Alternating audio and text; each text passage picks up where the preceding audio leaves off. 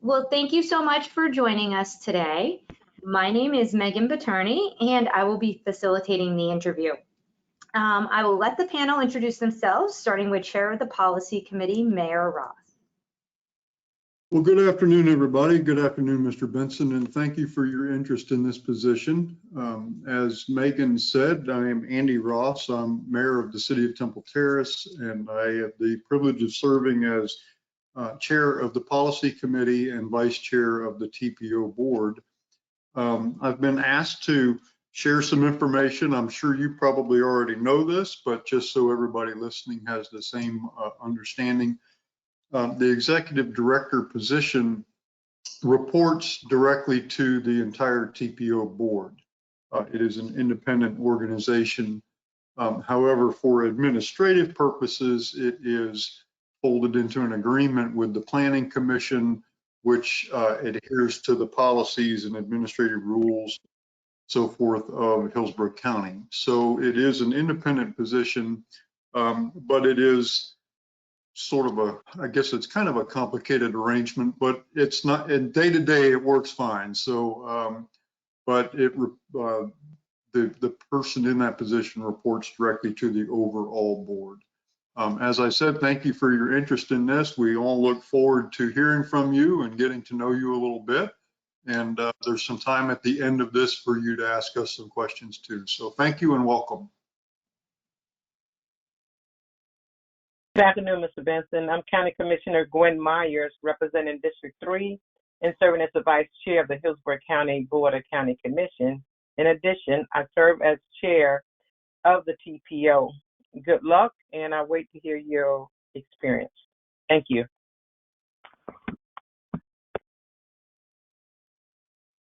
Good afternoon, Mr. Benson. My name is County Commissioner Joshua Wostel. I am one of the county-wide commissioners over Hillsborough County. I look forward to your interview. Good luck.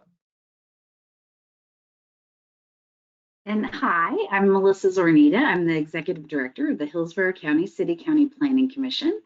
And we're the long-range planning agency for all 4 local governments here in Hillsborough County, and our staff serves as staff to the TPO. Thank you.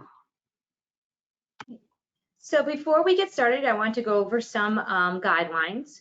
Only the panelists and facilitator and candidate will be asking questions. No questions from the audience will be permitted. Chats will not be read aloud during the interview. The chats will be entered into the written record. Each interview is being recorded. Each interview is slated for an hour and will commit to that time. So please be concise with answers and any questions asked. Thank you. So to get started, my first question is, in your own words, please describe the various roles filled by the Hillsborough County TPO Executive Director and how your skills and experience match with each role.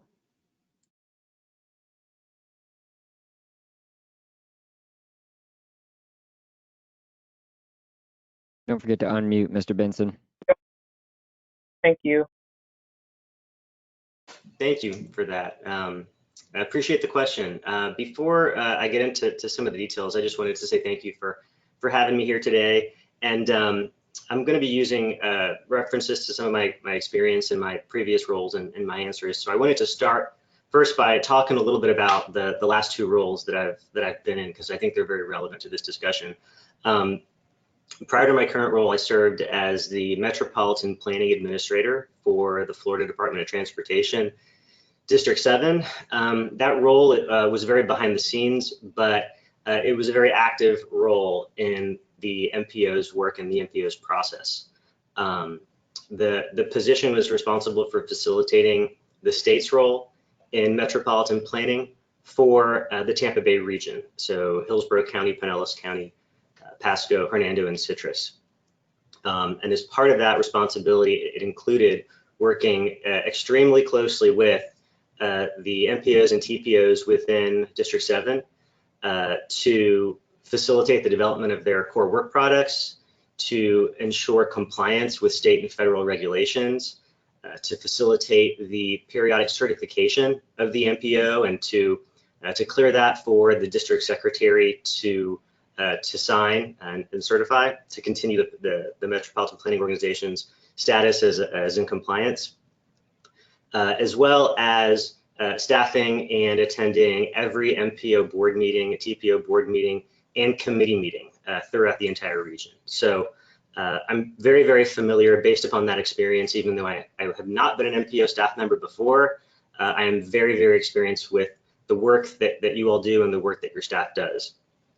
And then the most recent role that I have, the one that I currently hold, is the city planning director for the city of Tampa. I was recruited to the city from the department, and the role that I'm currently in at the city is a new role that was created to form a new department and to build a new team responsible for long-range planning for the city of Tampa, working in conjunction with the TPO as well as the Planning Commission and a lot of our external partners. So getting into this specific role, the way that I would describe the MPO director's responsibilities, it's a combination of hard skills and sort of hard mandates, and then soft skills. So the hard skills and the hard mandates are more compliance and organizational. So making sure that we're complying with what we are legally required to do, either by the feds or by the state. So those are making sure that we prepare and present to the board on time the core work products, the long range plan, the TIP, the UPWP, as well as making sure that since we are federally funded through reimbursement, that our books are solid and that we are invoicing properly and documenting how we're spending our money, and that we're being transparent and accountable and working with the department, because that is where our funding flows through, is through FDOT. Aside from sort of those hard skills and the hard mandates of the job, there are also soft skills and soft mandates. And I think the soft skills and soft mandates is gonna come up a lot more in the merger discussion that is impending, because a lot of that is about communication. It's about maintaining adequate relationships, not just with this board, but also the boards of the other MPOs in the region. It's about maintaining relationships and a clear flow of communication with the public and with our committees. And it's also about being a champion for what our transportation vision is in Hillsborough County, and being able to tell that story and work with the other executives of the other agencies in the county to go out there and try to get more of our projects funded. I believe that the experience and the skills that I've developed both in my past two positions, it could not prepare me more for a position like this. And so I'm excited to be able to answer the rest of the questions for you all in more detail. Thank you. How can the TPO be most effective in working with our local, state, and federal governments regarding the TPO long-range planning process and moving transportation projects forward for our area?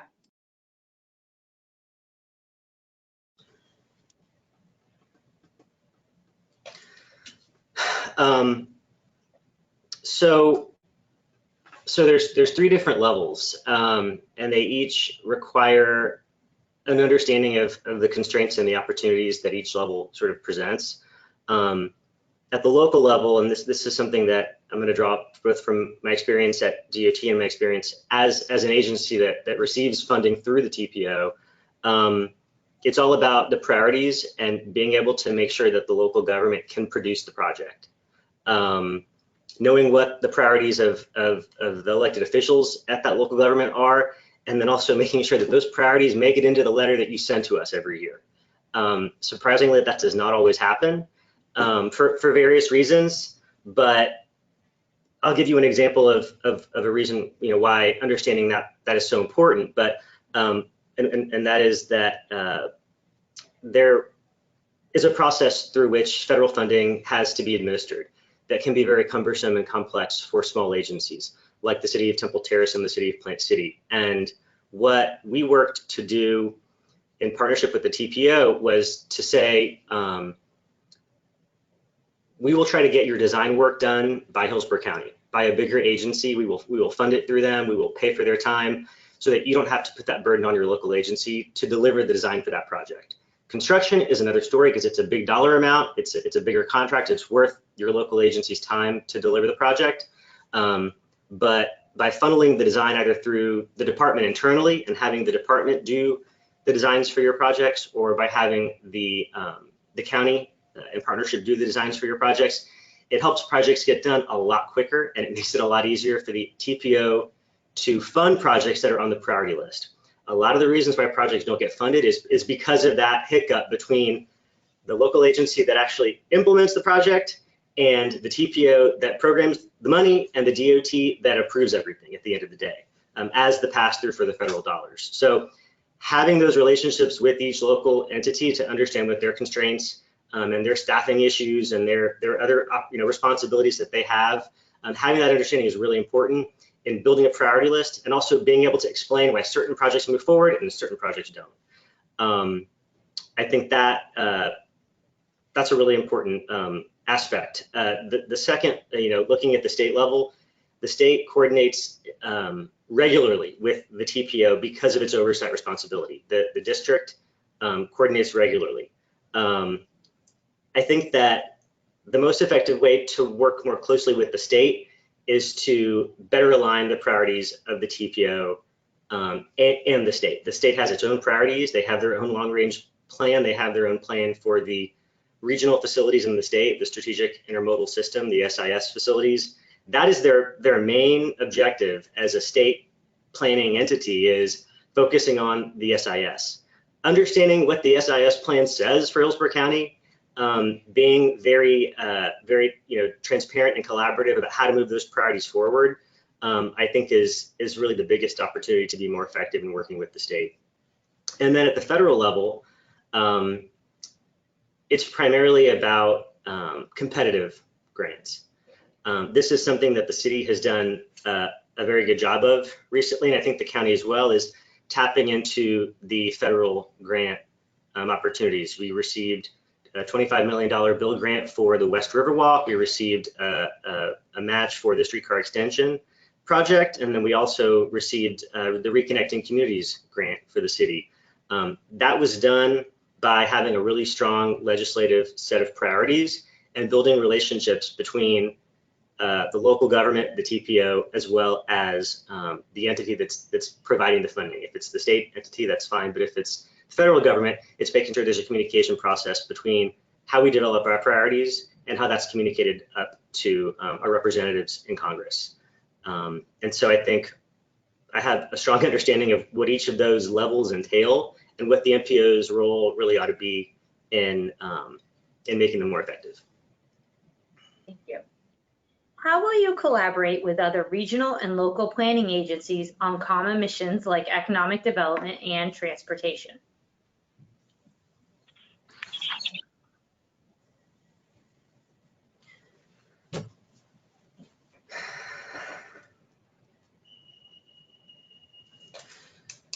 So I think at a very high level, it's about showing up and being present. I think that the TPO should be present at every single one of these entities' meetings. If we can, we should be staffing them. We should be a frequent face.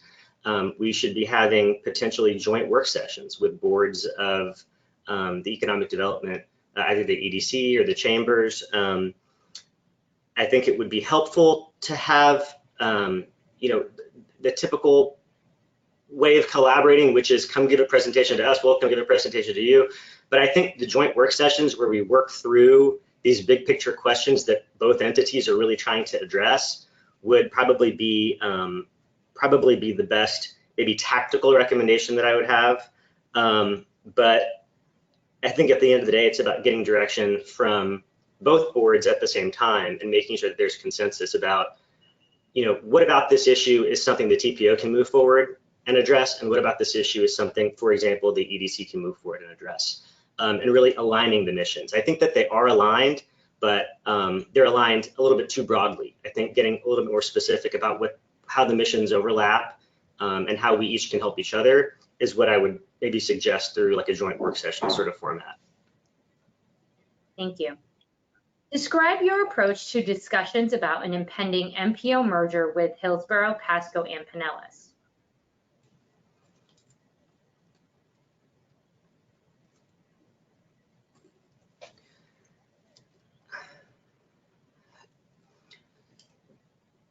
So this discussion's been going on for a long time.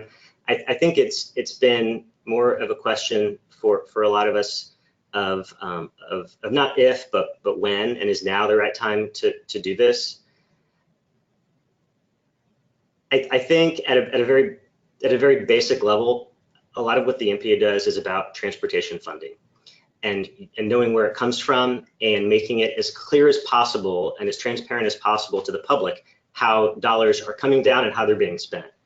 The reason, one of the big benefits I see in a merger, just objectively speaking, is that aligning the boundaries of the MPO with the boundaries of the TMA makes that story a lot easier to tell, because the federal funds that you control come to the TMA. They do not come specifically to just the Hillsborough MPO. When the TMA funds come down, when the Surface Transportation Block Grant funds come down, the TMA gets about $40 million a year. And that $40 million has to get spread across all 3 MPOs' priority lists every year. Well, not one MPO can make that decision. So that decision right now is being made by somebody at District 7, trying to equitably distribute those funds across all 3 MPOs and making sure they're being spent, making sure there's not money left in the pot.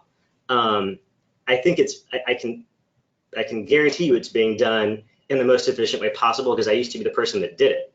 But I think given the fact that we are trying to do more with less, and we are trying to be more transparent in how our transportation dollars are being programmed and funded and delivered, I think aligning the boundaries of the MPO with the TMA would bring that benefit, and that would address that concern. That's by making that a decision that the board can make, and not the decision of a staff person that the board then has to sort of concur with, that each board has to concur with. As far as the actual approach to the mechanics of how to merge, I think the key is really in the details of the reapportionment plan and making it clear that the board understands what is possible and what is not possible in terms of board composition, who gets voting rights and who doesn't get voting rights. Those are scenarios that the director has already, I think, discussed and presented to you. But I will say that the key, I think, in this position, I think this is going to be the most important thing that this board does in the next 5 years, is move through the process of deciding what to do about this merger question, and making sure that what comes out of it is in the best interest of Hillsborough County to the greatest extent feasible, is something that I'm committed to do, and that I think I'm the best positioned to do. Thank you. Elaborate on the communication style and manner in which you work with your staff and at what levels you directly communicate. So I think, there's the traditional methods that, managers and leaders use, and I use them as well. One-on-one meetings that I currently try to have with all of my staff, because I have a small enough staff that I can do that, but also group meetings and team meetings that are more project or topical area focused. I'm leaning a lot more into that lately, because as the workforce sort of evolves and attrition occurs, we're losing a lot of institutional knowledge. And so everybody is wearing multiple hats and cross-training for every other function in the organization.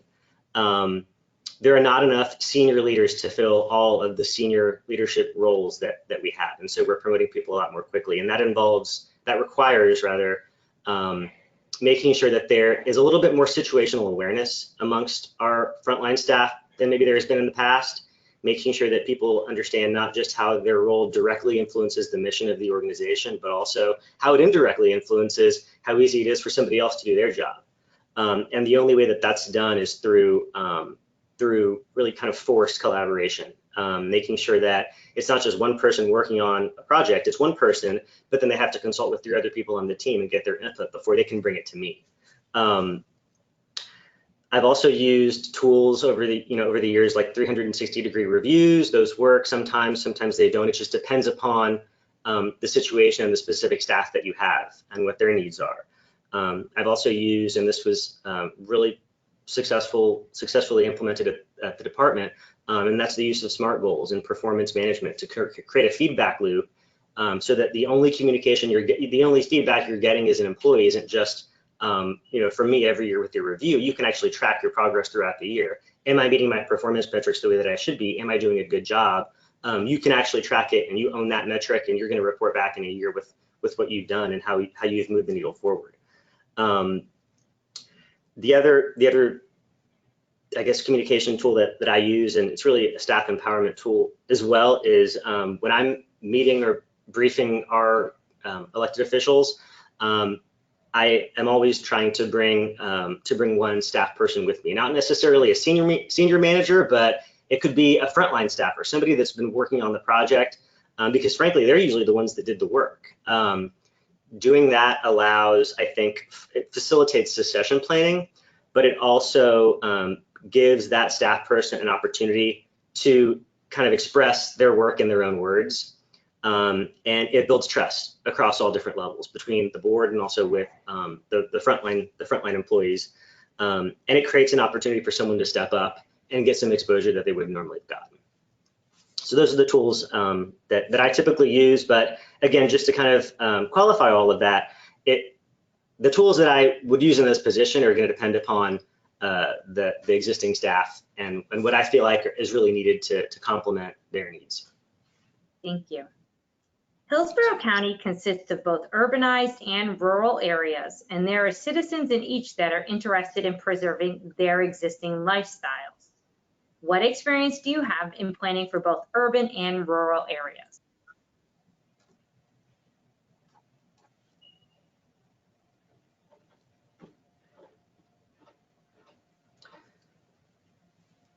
Okay, so the role I currently have, my jurisdiction is small. It's urban, it's the city.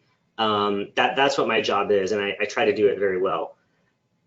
My previous role was more regional in scope. So as I said before, we had all of Hillsborough County, we had some of the adjacent counties, but the majority of my jurisdiction when I was at District 7 was suburban and rural, really mostly rural. Although that's been changing, the rural areas have slowly been suburbanizing over the last maybe 10 or 15, 20 years. And that's affected how the department has planned for capacity improvements and roadway improvements. While at the department, the specific things that I worked on that I think are relevant to this topic are the establishment of really a new framework for how we plan for not just roadway improvements, but also the way that we design roadways. And that is by using the context of a community to dictate what type of facility should be provided. That was referred to as the context classification system. I know that's being used by the TPO. That came out of this work group that I was involved in at the state level. And the purpose of that was to, I think, help assess some of the trade-offs that we know exist in kind of a one-size-fits-all approach to transportation. So does every single road that's not an interstate need a bike lane? Is it safe for a 50-mile-per-hour road to have a bike lane on it? Perhaps a shared use path might be more appropriate. That is a nuance that conventional traffic engineers are not necessarily always able to answer because of their training and expertise, and because it really is more of a community vision question and a land use question. But that system that we set up allowed for those discussions to take place, and it allowed for communities to say, we really want this road coming through our small rural town to look differently. We really want this, we don't really want a bike lane on US 41. We want to see a trail instead. Those trade-offs didn't exist before when I started at the department, but after I left, there was a system in place for those trade-offs to occur. The department didn't necessarily agree every time, and we didn't necessarily say yes to everything, but I think flexibility and the desires of local communities, especially if there's a vision that's established in their comprehensive plan, is where we made the most impact. I think in a broader sense, obviously in urban areas, you're going to see more of an emphasis on walking and biking because there's a critical mass of people to do so. But you're also going to see more congestion and less opportunities to address the congestion because we're built out in the city of Tampa. We are not looking at what roads we can widen. We're looking at how to squeeze more capacity and more operational effectiveness out of the facilities that we currently have. Our transportation engineers and mobility staff have done incredible work with transportation systems management and operations, TSM&O, and sort of smart cities type solutions. I know the county is working on that as well, but I would say that's the biggest bang for your buck when it comes to doing more with less, which I know is a theme that we're trying to focus on.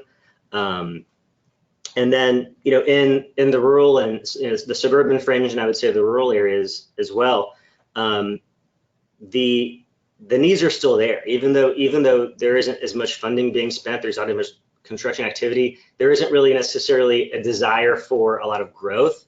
The needs are still there. And so looking more so at the recreational trails as well as intersection improvements and network connectivity.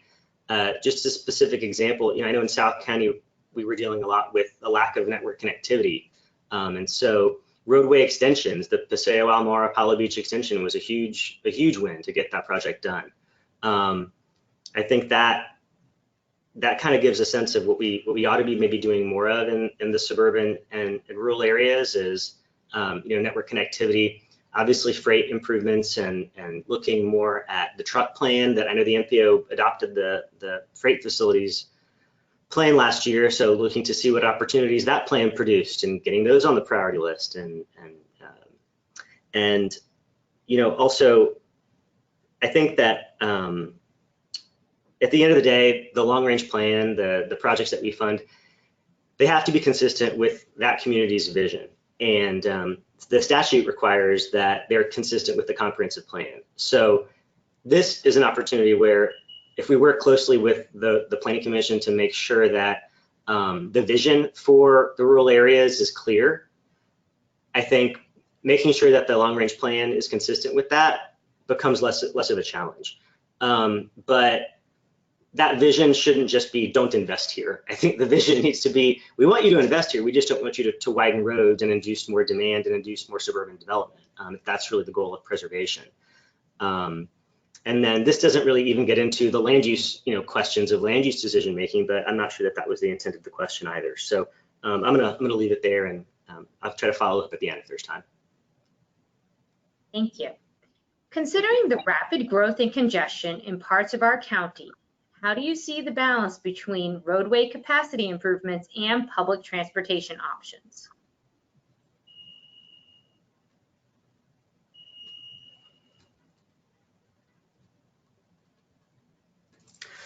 So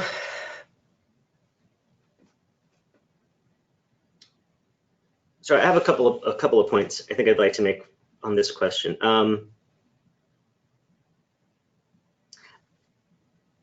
I try to not necessarily reduce the relationship, between transit expansion and roadway expansion as a balance. I know you kind of have to, but I try to view it as much as I can as really layers in a system. I think that balance, the term balance sort of implies you're taking from one and giving to another. And I think, first and foremost, from a practical standpoint, from a funding standpoint, it isn't necessarily that simple. Transit service specifically is an ongoing funding commitment every year. It does never go away, it never goes down. Roadway improvements and capacity projects, they're projects. You do them and then they're done. That funding commitment is completed and then you move on to something else. Just the nature of those two approaches kind of undermines the argument that it even is a balance. They're very different mechanisms and they're funded in very different ways.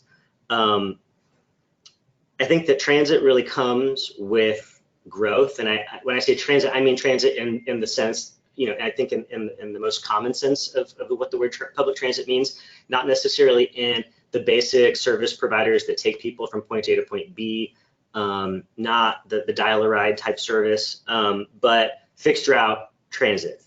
It just does not work as well in rural and even in a lot of suburban areas. It costs more per trip to serve people. Ridership is never going to be as high in lower density, less developed areas. Where it works well and where it really is intended to work well is in developed urban dense areas. We've seen a lot of success with the changes that have been done to the Tampa streetcar, just from a service level alone, increasing the frequency, reducing the fare or eliminating the fare, and then also committing from a land use perspective that this is where we want to see growth, and this is how we're going to move people in a dense environment. Those three things are why the Tampa streetcar has record-breaking ridership in the country. It still has the tourist aspect. There are still people that ride it once and never ride it again, of course, but the fact that now we have a dedicated service base that is using it to get to work every day is important, and is a success story that I think we maybe don't speak enough of. But again, transit comes with growth, and if our desire is to not see growth in certain areas, then maybe we should focus on other areas for transit service, but not necessarily forego the rural and suburban areas from investing in other things like intersection improvements, roundabouts. Paved shoulders are a huge safety improvement that the department's been focusing on to prevent fatalities. There are plenty of low-hanging fruit that we could leverage for all areas of the county, and not just the urban and the densely developed areas. Describe your experience working in an organization that was led or guided by a board of individuals, directors, citizens, elected or appointed officials. What was your approach to topics that were controversial among the board or committee members?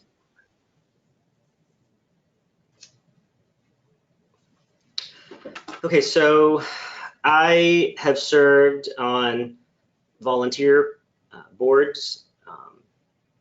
I've served on advisory boards. I've also served on appointed boards. I was a member of the Planning Commission board for a number of years. But I also and so I understand, how the mechanics of that work, and how they don't work sometimes, but also how they work well, and how they can work well. From a staff perspective, and I think from the perspective that's the most relevant to this conversation today, I've reported to and worked for our city council. I've reported to, in a sense, this board.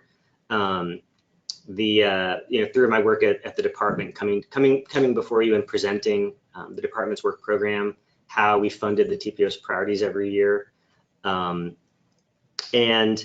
I think there are a couple of important things that I try to keep in mind when working with boards. I think staff's role, one of the most important roles of staff, is to make sure that there are no surprises at board meetings. I want every single board member to feel like they've been adequately prepared, and that they're not going to get blindsided by something, especially something that staff has produced or brought forward or has their fingerprints on.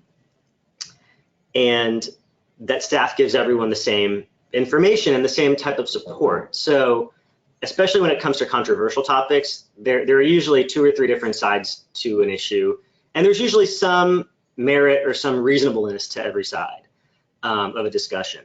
I think staff's role is making sure that there is as much information as possible and as much data as possible to support every side.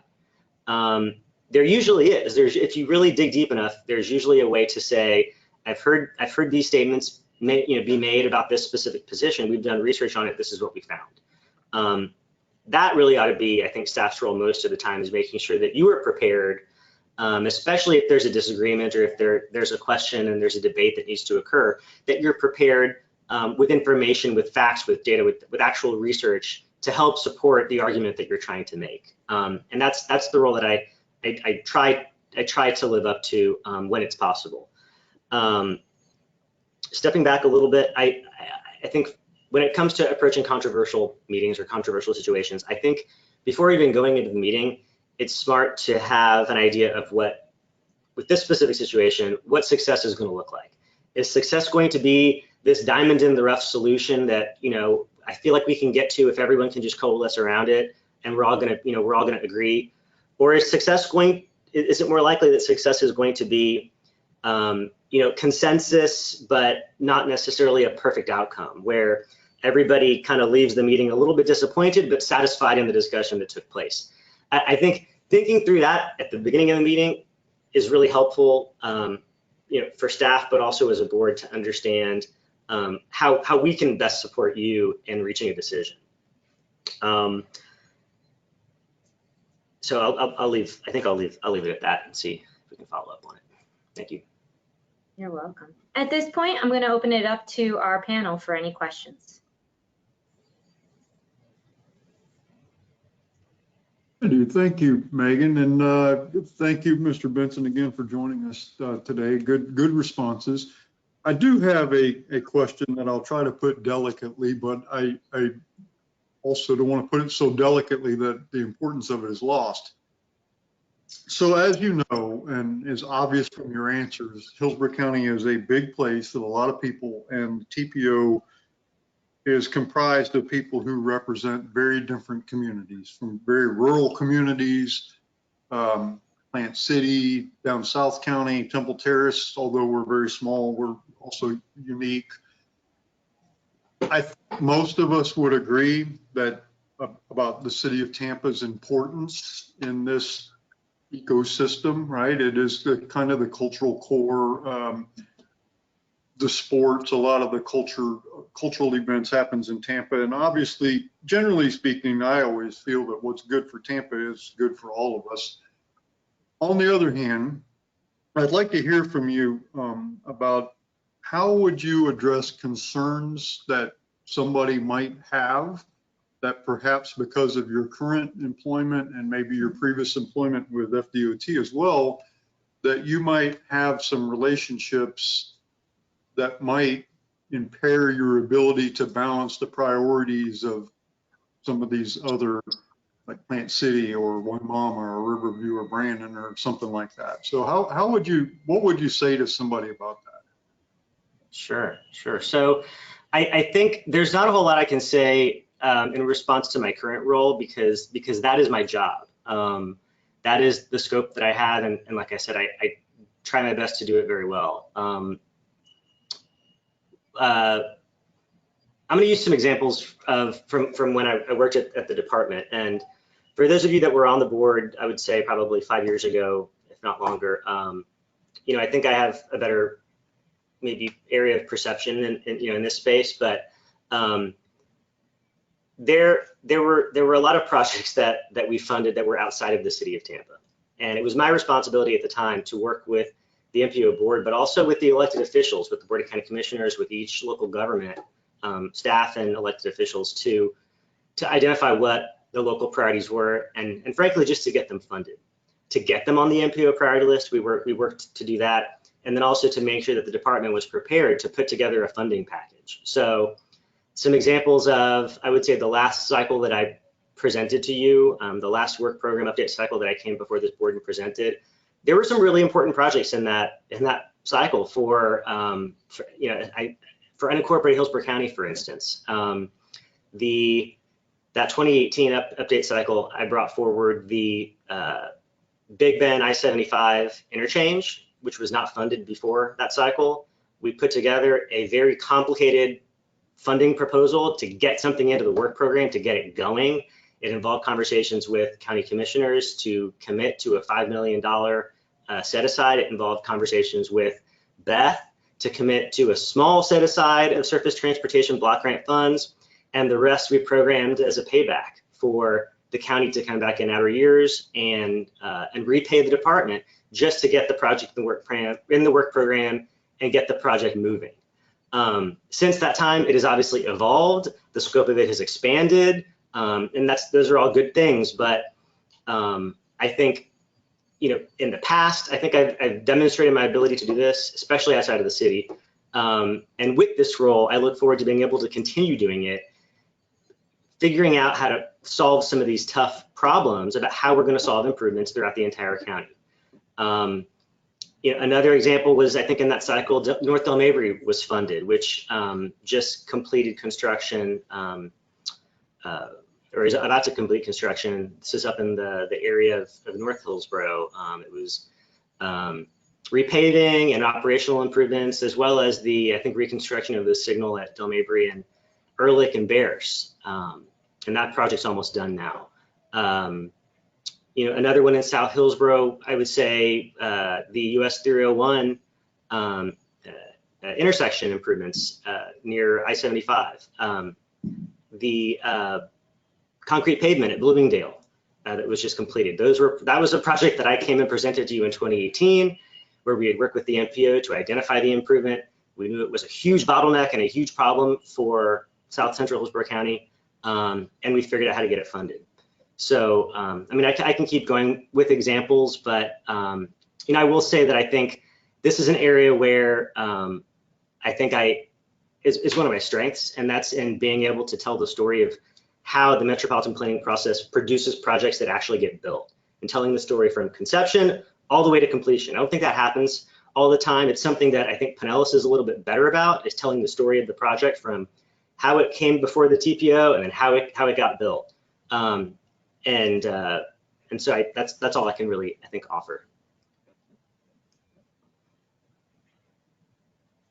I just have one question then. Are you finished, Mayor? You're good. You had, and I thought that was a good question from the mayor. You had said that, and I appreciate confidence in individuals, that you are the most and well equipped to handle and navigate the merger of the MPOs. So I read all the interviews, I mean, excuse me, the resumes that we had today, and I didn't see any experience listed on there on negotiating high-level contracts that deal with very complex interlocal agreements. So I was wondering if you could point to and expand what negotiations experience you have, the nuances of interlocal agreements and how they may work. I sit on Tampa Bay Water, which is a very functional interlocal agreement. So if you could expand on that, that would be helpful. Thank you.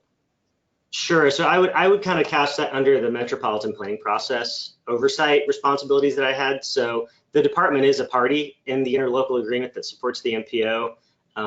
So we're a signatory on that. And I was responsible, and my team was responsible for implementing that function for the department. The development of interlocal agreements is really governed by state law. It's established in state law. The statute lays out why interlocal agreements are allowed to exist and what they're supposed to do. If I can add some clarity, I think, to my statement, you know, that I provided to you in the documentation,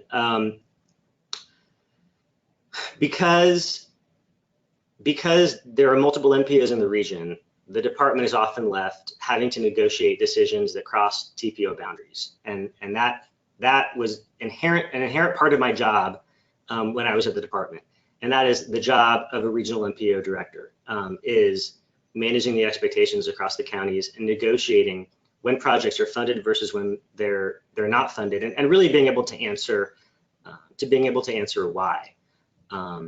Why did you fund this project in Hillsborough versus this project in Pinellas? That was a question that we would often get, and that I would have to be responsible for going back into our notes and looking to see, you know, what led to us funding this versus funding a project that Pinellas wanted. Are we meeting our statutory obligation with how funding is supposed to be distributed, which is set by statute to be a population-based distribution to the greatest extent feasible. I think in negotiations, it's always helpful to have the most knowledge and the most information about what you're negotiating.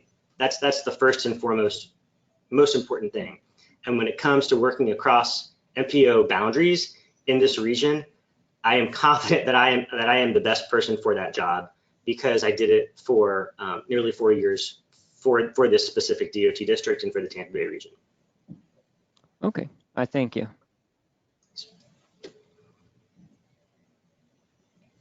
Did any other panel members have questions?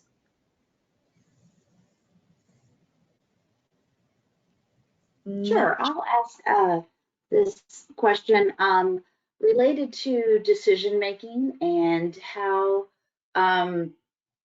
would you determine whether or not a decision was something that you felt as the director of the TPO you could make, or that staff could make, versus something that needed to be brought to the board? So I would look at past decisions that the board has made.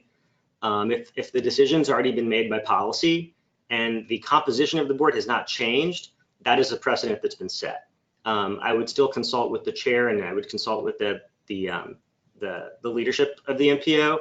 But generally, I don't think it's necessary to necessarily waste the board's time with something that's a decision that they've already made. However, if a change has occurred on the MPO board, I would be bringing back more decisions to be vetted and to be clarified. If there's an inkling that the policy direction might have shifted, I would be bringing back more decisions for a good measure. But I think both of those are two really important details in whether or not you bring something back. Has the board changed significantly since that decision was made? And has there been a similar or a duplicate decision made recently that that would support it going forward? But generally, I think, especially right now, I would err on the caution of bringing more items back to the board than maybe usually.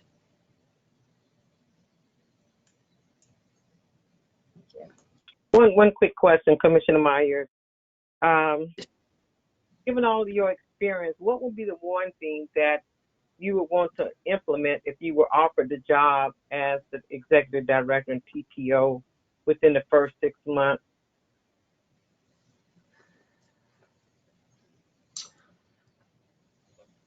So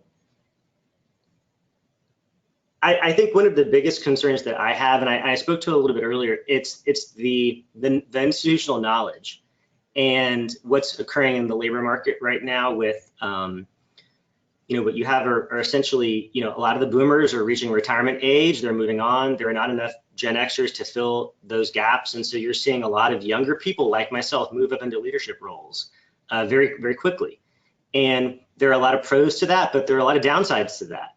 And I think being able to develop a succession plan and focus on cross training and bringing in, more experienced staff, obviously if we can, through attrition, that's going to be a focus. Is making sure that the agency that not every decision flows through me as a technical expert. You need to have a strong base of people that can make those decisions. I think you do have a couple of very strong technical experts in the organization now. But I think there's an opportunity, again, not necessarily by adding new positions, but through attrition to bring people in that that can fill some of those gaps in knowledge and that will stick around for more than a couple of years to create an institutional knowledge to support the organization going forward. But there are other things that I would do, but I would not do them in the first few months. Thank you. Nice. So what questions do you have for the panel that you may ask in our remaining time?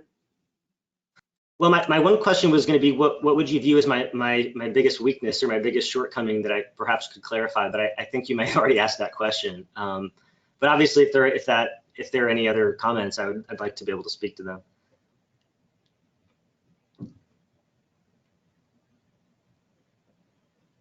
Yeah, it's just it's an obtuse question, frankly. I mean, to identify your weakness, I just don't have ample information to that. I just have a lot to digest. So at this point, I'm not able to give you feedback yet. I would be more than happy though to get with Mrs. Boturney, who I'm confident will be offering feedback after the process once I've finalized my thoughts. But I do appreciate your willingness to step up to this application process. Thank you. Yeah, I don't really have any additional questions. I do just, something that I want to mention is that I think, I'm a planner by training, and planners are typically, they're either process people, and they like to master the process and know how we're going to, follow the steps and we're going to do each task the best we possibly can. But there's not necessarily a really strong idea of what we're going to get to and what the product needs to be. And then you have product people that are also planners that are focused on building a lot of stuff and implementing a lot of things. It's very rare that you find somebody that understands both and that can do both. And that's something that I feel like I can bring to this position, and I feel like it's needed very much in this position. Is both I understand the process really well, and I understand how to get the projects built, and that's something that I'm ready and prepared to step up and do for you. All right. Well, thank you so much. Thank you for your time today, and we look forward to speaking with you further. Thank you all very much. Appreciate it. Thank you.